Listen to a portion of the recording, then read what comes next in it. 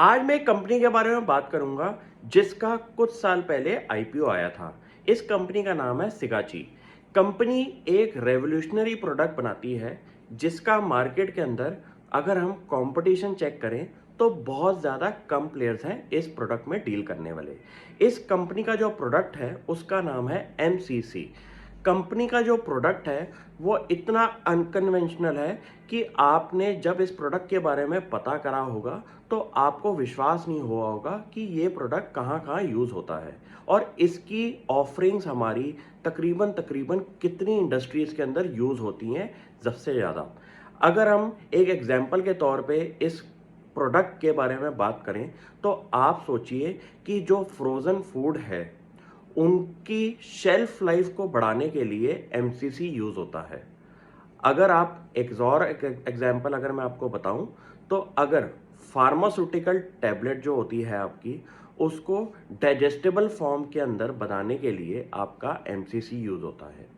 तो आप सोचिए एक ऐसा अनकन्वेंशनल प्रोडक्ट जिसके मार्केट के अंदर कॉम्पिटिटर्स बहुत कम है और जिसका एक ही कंपनी के अंदर प्रोडक्ट डीलिंग है और उसका मार्केट शेयर इस प्रोडक्ट को लेके अराउंड 65% है हमारी डोमेस्टिक इकोनॉमी के अंदर। और कंपनी का जो बिजनेस मॉडल है वो इतना बढ़िया है कि कंपनी के जो मार्जिन्स हैं वो इस टाइम हमारे इन्फ्लेशन क्राइसिस की वजह से भी इस टाइम सस्टेनेबल पर चल रहे हैं, जो कि अराउंड 20% से ऊपर के कंपनी के मार्जिन्स हैं। तो आप सोचिए एक ऐसी कंपनी जो कि इन्फ्लेशन जैसी सिचुएशन के अंदर भी अपने बिजनेस को चला रही है ढंग से और कंपनी के मार्जिन्स भी बढ़ते हुए दिखाई दिए हैं और कंपनी के रेवेन्यूज भी बढ़ते हुए दिखाई दिए हैं और कंपनी की प्रॉफिटेबिलिटी भी बढ़ते हुए दिखाई दी है। तो वो बिजनेस में बहुत ज़्यादा दम होगा, क्योंकि जब भी मार्केट के अंदर क्राइसिस जैसी सिचुएशन आती है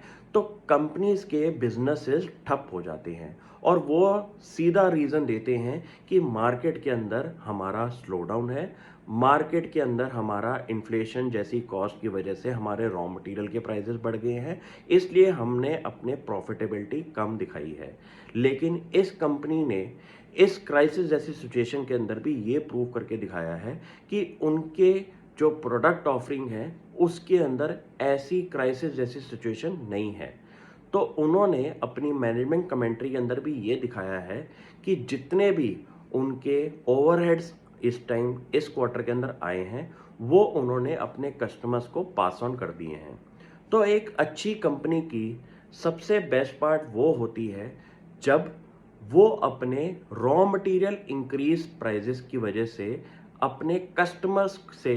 वो पैसा उठा सकते हैं, क्योंकि जितने भी उनके कस्टमर्स हैं उनको ये पता है कि सिगाची के अलावा उनके पास सेम प्रोडक्ट ऑफरिंग कहीं और इजीली नहीं अवेलेबल होगी। तो ये होता है आपके बिजनेस का मोट कि आप अगर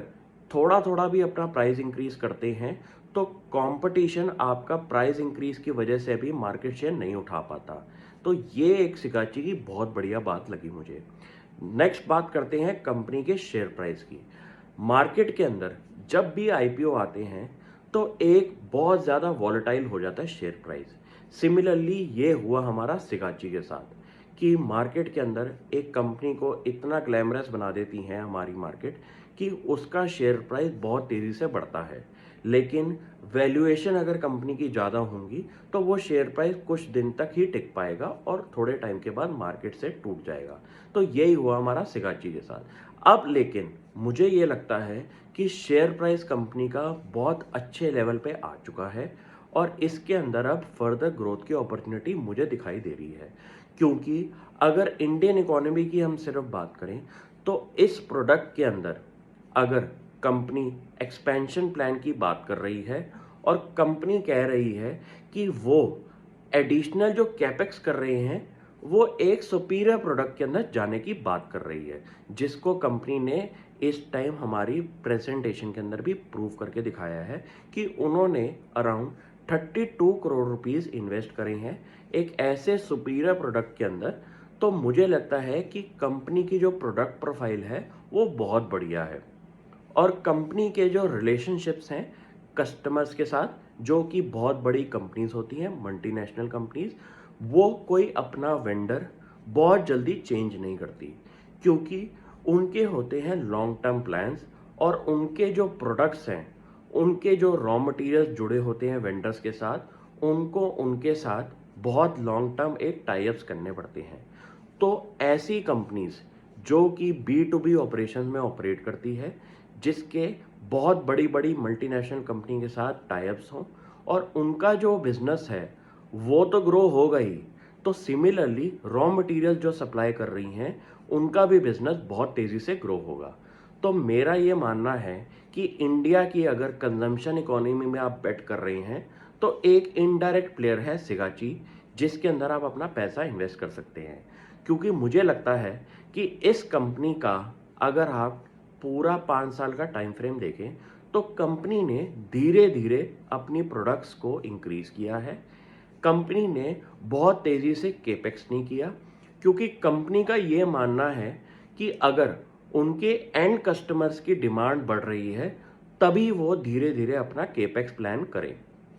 तो ये एक बहुत अच्छी कंपनी की हमारी एडवांटेज होती है, जो कंपनी बहुत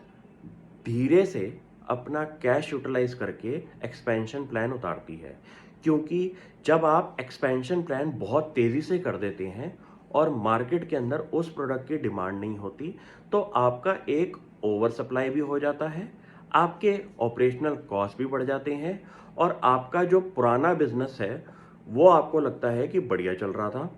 और इस बिजनेस में आपको एक प्रॉब्लम लगती है कि हमने कैपेसिटी तो इंक्रीज कर दी, लेकिन हमारा बिजनेस सेम नहीं रहा।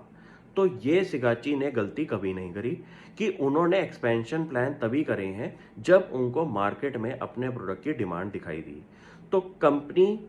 इस टाइम अपने आईपीओ के यूफोरिया से बाहर आ चुकी है, और अब कंपनी के अंदर जो स्टॉक इन्वेस्टर्स इन्वेस्ट करेंगे वो होंगे आपके डीप डाइव स्टडी करने वाले प्लेयर्स। क्योंकि जब कंपनी का एक आईपीओ आता है, तो उसके अंदर हमारा आईपीओ लिस्टिंग को